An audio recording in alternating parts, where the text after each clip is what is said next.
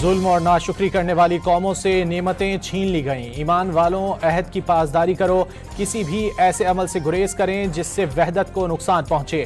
مسلمانوں کو ہر مصیبت میں صبر کا دامن ہاتھ سے نہیں چھوڑنا چاہیے۔ امام مسجد نبوی علی عبد الرحمن الحذیفی کا مسجد نمرہ سے خطبہ حج۔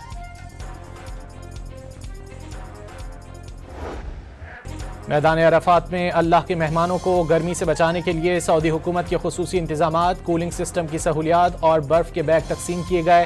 پانی کا چھڑکاؤ بھی کیا گیا۔ سعودی ایئر ڈیفنس میزائل سسٹم بھی کسی بھی صورتحال سے نمٹنے کے لیے ہائی الرٹ۔ حجاج کرام نے میدان عرفات میں ظہر اور عصر کی نماز ایک ساتھ ادا کی۔ حجاج کرام غروب آفتاب کے بعد مزدلفہ روانہ ہو جائیں گے۔ مغرب اور عشاء کی نمازیں ایک ساتھ ادا کریں گے۔ رات مزدلفہ میں کھلے آسمان تلے گزاریں گے۔ وزیر داخلہ محسن نقوی کا مینا میں پاکستانی حجاج کرام کے کیمپس کا دورہ، کیمپس کا معائنہ کیا اور حجاج کرام کے لیے سہولیات کا مشاہدہ کیا۔ حجاج کرام سے ملاقات میں فراہم کردہ سہولتوں کے بارے میں دریافت کیا۔ وزیر داخلہ کا کہنا تھا کہ سعودی عرب کی حکومت نے اس بار حجاج کرام کی پاکستان میں امیگریشن کی بہت بڑی سہولت فراہم کی۔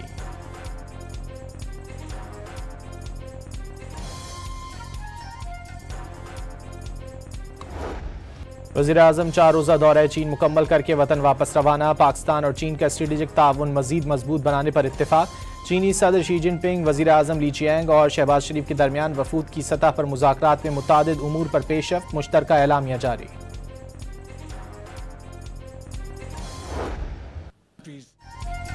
چین نے مثالی ترقی کی، معاشی طاقت کے لحاظ سے چین کا کوئی ثانی نہیں، دنیا کے لیے قابل تقلید ماڈل بن چکا۔ وزیر اعظم شہباز شریف کا بیجنگ میں چینی سفارتی تعلقات کی 75ویں سالگرہ کے حوالے سے خصوصی تقریب سے خطاب۔ چینی نائب صدر کے ہمراہ 75 سالہ تعلقات کا کیک بھی کاٹا۔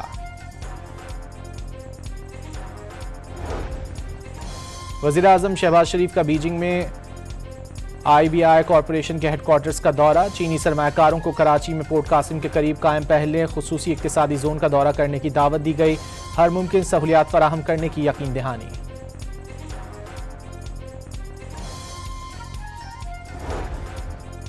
چینی صدر شی جن پنگ سے ملاقات میں گرمجوش جذبات کا تبادلہ اور پاک چین آزمودہ دوستی پر گفتگو ہوئی۔ پاک چین اسٹریٹجک کوآپریٹو پارٹنرشپ کی مضبوطی کو سراہا گیا۔ پاک چین دوستی احترام، امنگوں اور علاقائی امن اور روابط کے غیر متزلزل عزم پر مبنی ہے۔ نائب وزیر اعظم اسحاق ڈار کا ٹویٹ۔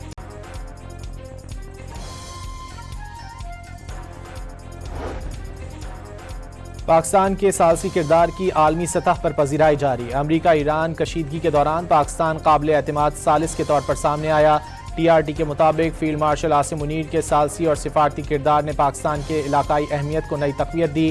فیلڈ مارشل حقیقت پسند اور نتائج پر مبنی سفارتی انداز رکھنے والی شخصیت کے طور پر سامنے آئے۔ فیلڈ مارشل کی سفارتکاری تشہیر کے بجائے خاموش روابط اور بیک چینل ڈپلومیسی پر مبنی ہے۔ Army chief general Asim Munir نے مشکل حالات میں بھی امریکہ اور ایران کے درمیان روابط کا سلسلہ برقرار رکھا۔ پاکستان کی عسکری قیادت اقتصادی راہداری، علاقائی روابط اور سفارتکاری کے ضامن کے طور پر ابھری۔ پاک بھارت کشیدگی کے بعد فیلڈ مارشل کی عسکری اور سفارتی ساکھ مزید مضبوط ہوئی۔ پاک سعودی دفاعی معاہدے نے پاکستان کی علاقائی ساکھ کو مضبوط کیا۔ فیلڈ مارشل نے پاکستان کی مغربی سرحدوں پر دہشت گردی کے خلاف سخت موقف اپنایا۔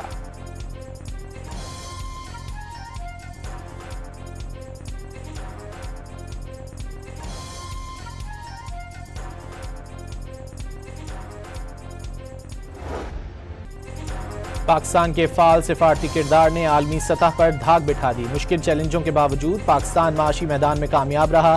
بلومبرگ کے مطابق پاکستانی معیشت اور روپے کی قدر میں استحکام رہا۔ پاکستان کی معاشی مضبوطی کی بڑی وجہ آئی ایم ایف سے تعاون رہا۔ خلیجی سفارتکاری اور سعودی عرب اور چین کی مالی امداد نے بھی اہم کردار ادا کیا۔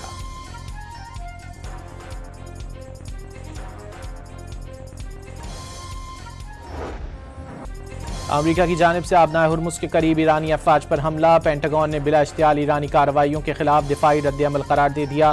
امریکی سینٹرل کمانڈ کے مطابق جنوبی ایران میں بارودی سرنگیں بچھانے والی کشتیوں اور میزائل سائٹس کے خلاف دفاعی کارروائی کی گئی۔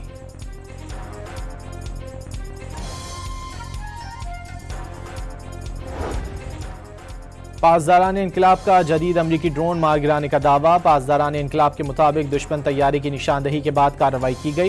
جنگ بندی کی کسی بھی خلاف ورزی کا جواب دینا حق قرار دے دیا۔ امریکی فوجی اڈوں کے لیے خلیجی ممالک کو ڈھال نہیں بننے دیں گے۔ ایرانی سپریم لیڈر کا دو ٹوک موقف واضح کیا کہ امریکہ کو خطے میں اب کوئی محفوظ پناہ گاہ نہیں ملے گی۔ اب خطے کی قومیں اور علاقے امریکی فوجی اڈوں کی حفاظت نہیں کریں گے۔ امریکی صدر ڈونلڈ ٹرمپ نے ایک بار پھر ایران سے افزودہ یورینیم امریکہ کے حوالے کرنے یا فوری تلف کرنے کا مطالبہ دہرا دیا۔ سوشل میڈیا پلیٹ فارم پر جاری پوسٹ میں امریکی صدر نے افزودہ یورینیم کو نیوکلیئر ڈسٹ قرار دیتے ہوئے واضح کیا کہ ایران کے پاس موجود اس مواد کو ہر صورت ختم ہونا چاہیے۔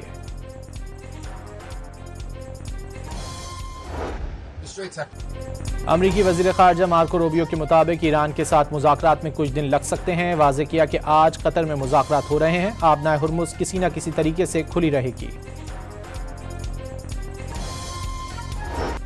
ایران کا آبنائے ہرمز اور جوہری پروگرام پر کوئی بات نہ کرنے کا اعلان۔ سربراہ ایرانی سلامتی کمیٹی کے مطابق دونوں معاملات مذاکرات کا حصہ نہیں بنائیں گے۔ ابراہیم عزیزی نے واضح کیا کہ ناکہ بندی خاتمے پر ہی جہازوں کو گزرنے کی اجازت دی جائے گی۔ آبنائے ہرمز سے دشمنوں اور فوجی آمد و رفت کی ہرگز اجازت نہیں ہوگی۔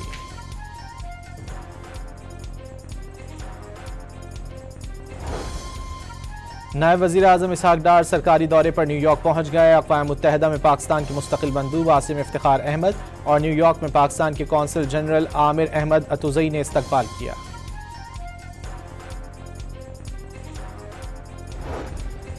اقوام متحدہ کے سیکرٹری جنرل اور OIC کی کوئٹہ میں دہشت گردی کی شدید مذمت۔ پاکستانی حکومت، عوام اور متاثرین کے اہل خانہ سے دلی تعزیت۔ پاکستان کی سالمیت اور استحکام کے لیے مکمل یکجہتی کا اظہار۔ ہر قسم کی دہشت گردی اور انتہا پسندی کو مسترد کر دیا۔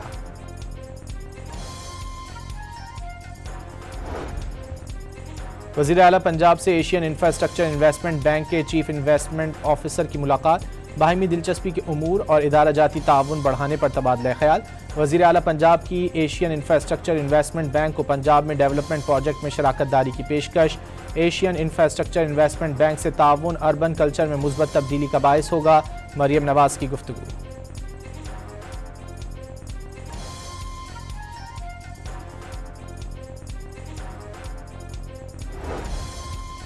وزیر اعلیٰ سندھ سید مراد علی شاہ کی ہندوؤں کی رہڑ کی دربار آمد۔ ہندوؤں کے روحانی پیشوا سنت سادھ رام کے انتقال پر ورثاء سے اظہار تعزیت کیا۔ پنجاب کے تمام شہروں اور دیہاتوں میں قربانی کے جانوروں کی آلائشوں کے لیے ویسٹ بیگز کی تقسیم۔ وزیر اطلاعات پنجاب عظمہ بخاری کی شہریوں سے جگہ جگہ آلائشیں پھینکنے کے بجائے ویسٹ بیگ میں ڈال کر مخصوص جگہ پر رکھنے کی اپیل۔ واضح کیا کہ حکومتی ہدایات کی خلاف ورزی پر 50,000 روپے جرمانہ ہوگا۔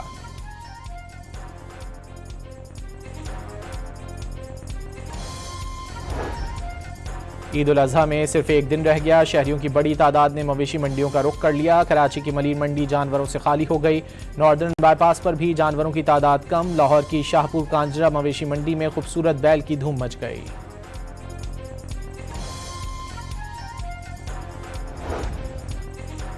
کراچی میں بوہری برادری عید الاضحیٰ منا رہی ہے۔ صدر کی طاہری مسجد میں نماز عید کا بڑا اجتماع ہوا۔ سنت ابراہیمی کی پیروی میں قربانی کا سلسلہ جاری۔